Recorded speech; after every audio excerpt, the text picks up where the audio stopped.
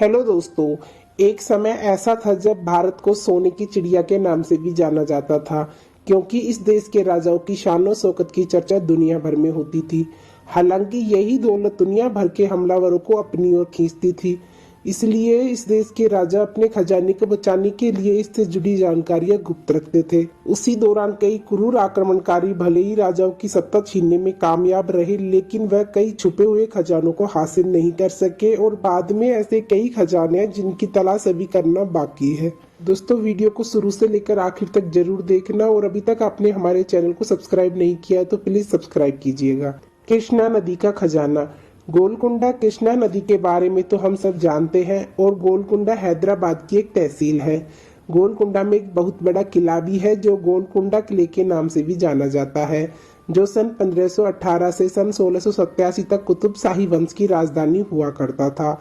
यह जगह हीरे की खदान के लिए दुनिया भर में मशहूर थी। कहा जाता है कि दुनिया के सबसे मशहूर हीरे कोहिनूर हीरे को यहाँ से निकाला गया था। बता दें कि गोलकुंडा में हीरों की खदान में आखिरी बार खुदाई 14वीं शताब्दी में की गई थी। तब भारत दुनिया भर में एकमात्र ऐसा देश था जहां पर हीरे निकाले जाते थे।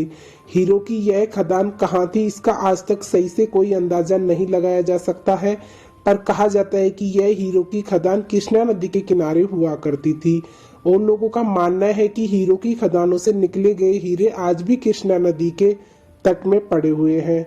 इन हीरों की खदानों के कारण गोलकुंडा दुनिया भर में प्रसिद्ध था, क्योंकि उस समय में केवल यहीं से हीरे निकलते थे और दुनिया भर में भेजे जाते थे। नादिर शाह का खजाना दिल्ली। नादिर शाह के बारे में तो हमने किताबों में बहुत बार पढ़ा है। उनके युद्ध और शासन काल के बारे में किताबों में देखने को मिल जाएगा। नादिर शाह सन 1736 में ईरान के शासक हुआ करते थे और सन 1739 में नादिर शाह ने भारत पर आक्रमण कर दिया।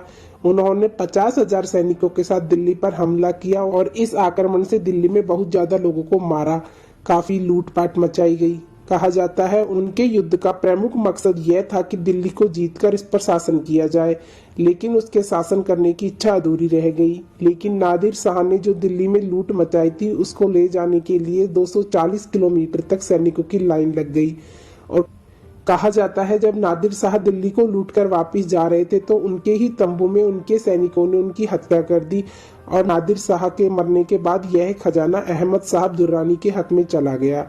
कुछ समय बाद अहमद शाह और रानी की किसी बीमारी के कारण मौत हो गई और कहा जाता है कि उन्होंने वह खजाना मरने से पहले कहीं छुपा दिया था। इस खजाने के अंदर बहुत सारे कीमती सामान थे, जिसमें सोना चांदी के जेवरात थे, जिसका आज तक किसी को कोई पता नहीं लगा। सोन भंडार गुफा का खजाना बिहार।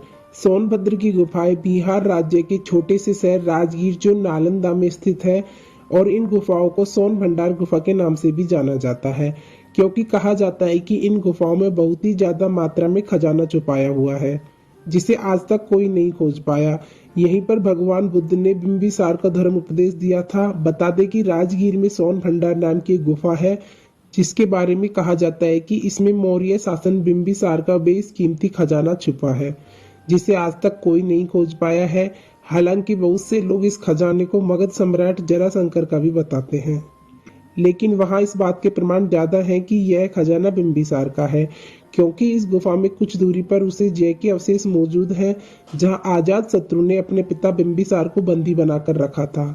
सोन भंडार में प्रवेश करते ही पहले 10.4 मीटर लंबा, 4.2 मीटर चौड़ा और 1.5 मीटर ऊंचा एक कमरा आता है। यह गुफाएं चट्टानों को काटकर बनाई गई हैं। बता दें कि यह कमरा खजाने की रक्षा करने वाले सैनिकों के लिए बनाया गया था।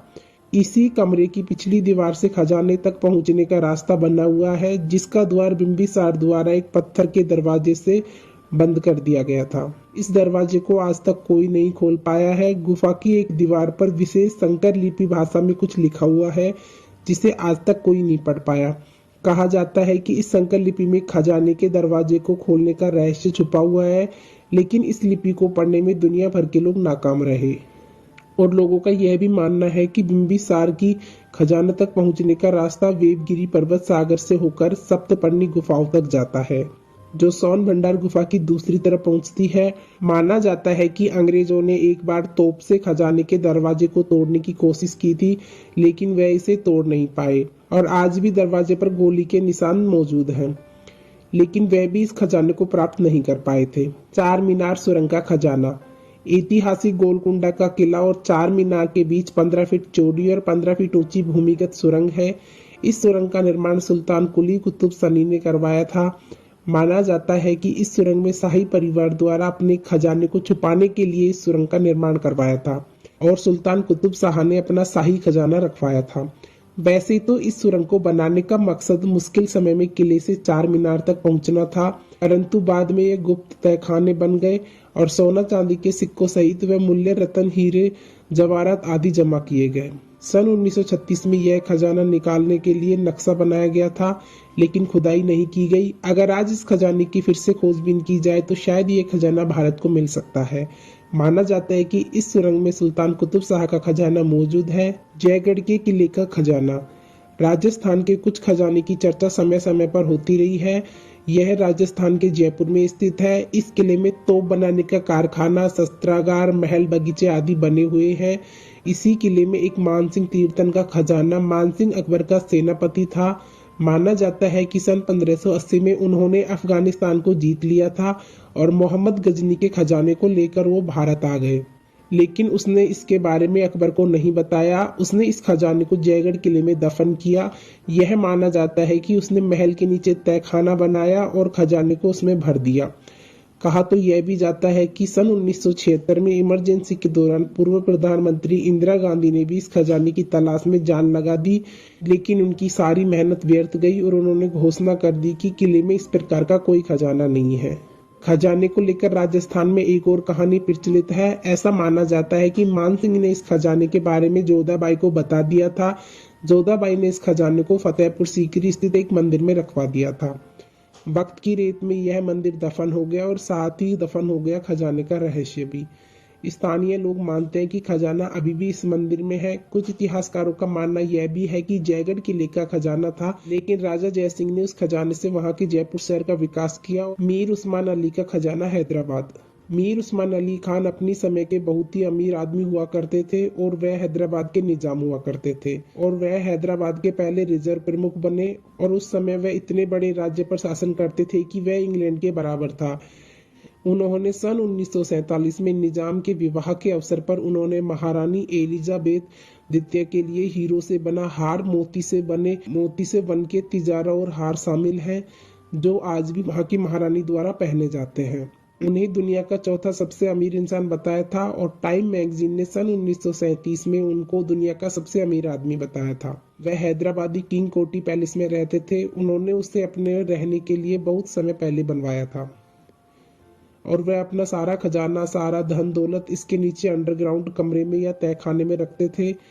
जब सन 1933 में हैदराबाद भारत का हिस्सा बना तो भारत सरकार ने उनका कुछ खजाना तो हासिल किया, लेकिन आधे से ज्यादा खजाने का आज तक कोई पता नहीं है और कहा जाता है कि उनके खजाने में हीरे, मोती, नीलम, बहुमूल्य गहने और स्वर्ण के भंडार हैं। यह खजाना इतना विशाल था कि आज के समय में उसकी कीमत करीब 33 बिलियन है। पद्मनाभ स्वामी मंदिर का खजाना केरल।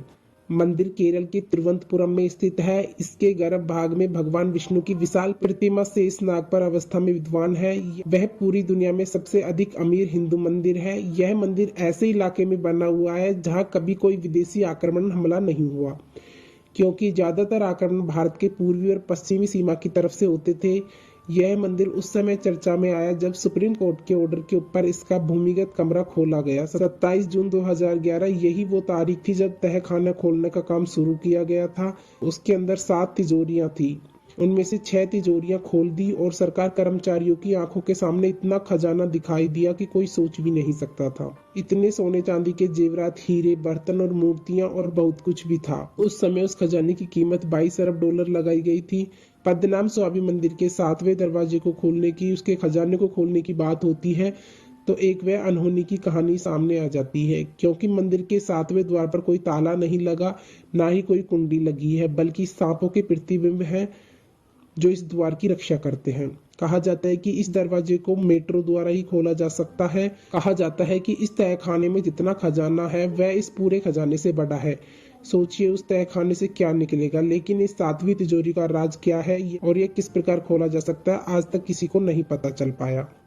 तो दोस्तों यह था भारत के 7 लुप्त खजानों का इतिहास। आपको वीडियो कैसी लगी हमें कमेंट करके बताएं। वीडियो पसंद आए तो लाइक शेयर एंड सब्सक्राइब करें। थैंक्स।